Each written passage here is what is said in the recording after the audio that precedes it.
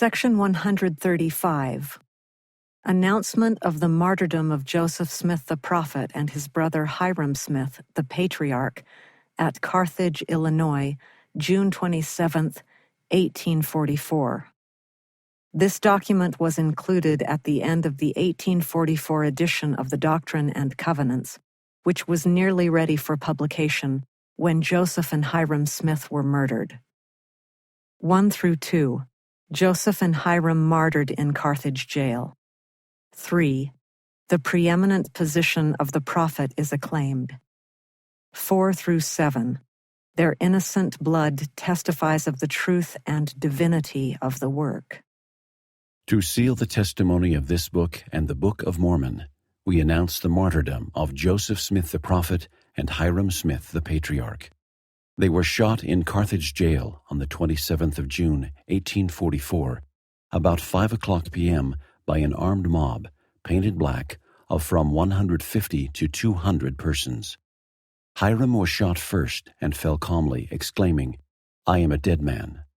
Joseph leaped from the window and was shot dead in the attempt, exclaiming, "O Lord, my God." They were both shot after they were dead in a brutal manner, and both received 4 balls. John Taylor and Willard Richards, 2 of the 12, were the only persons in the room at the time. The former was wounded in a savage manner with 4 balls, but has since recovered. The latter, through the providence of God, escaped without even a hole in his robe. Joseph Smith, the prophet and seer of the Lord, has done more, save Jesus only, for the salvation of men in this world than any other man that ever lived in it. In the short space of 20 years, he has brought forth the Book of Mormon, which he translated by the gift and power of God, and has been the means of publishing it on 2 continents, has sent the fullness of the everlasting gospel which it contained to the 4 quarters of the earth, has brought forth the revelations and commandments which compose this book of Doctrine and Covenants, and many other wise documents and instructions for the benefit of the children of men, gathered many thousands of the Latter-day Saints, founded a great city, and left a fame and name that cannot be slain.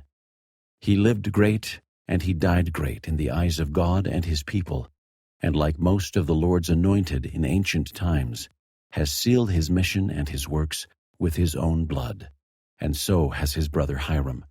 In life they were not divided, and in death they were not separated.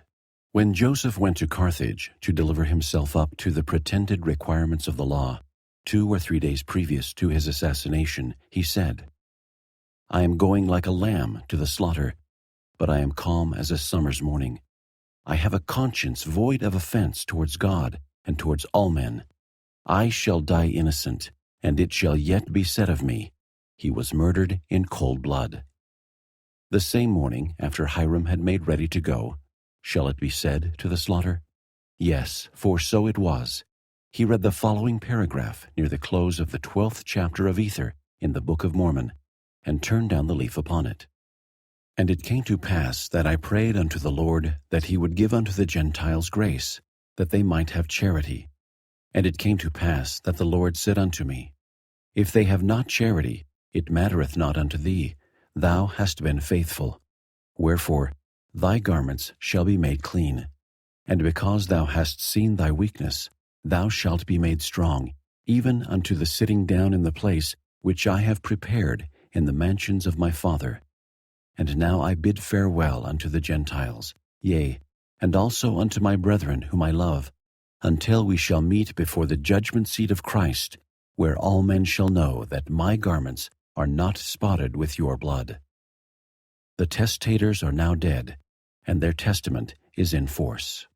Hyrum Smith was 44 years old in February 1844, and Joseph Smith was 38 in December 1843.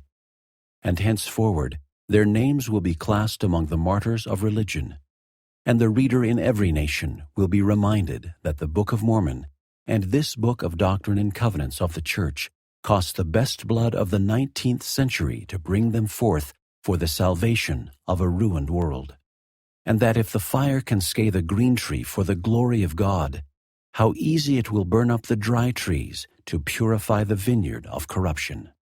They lived for glory, they died for glory, and glory is their eternal reward. From age to age shall their names go down to posterity as gems for the sanctified. They were innocent of any crime, as they had often been proved before, and were only confined in jail by the conspiracy of traitors and wicked men.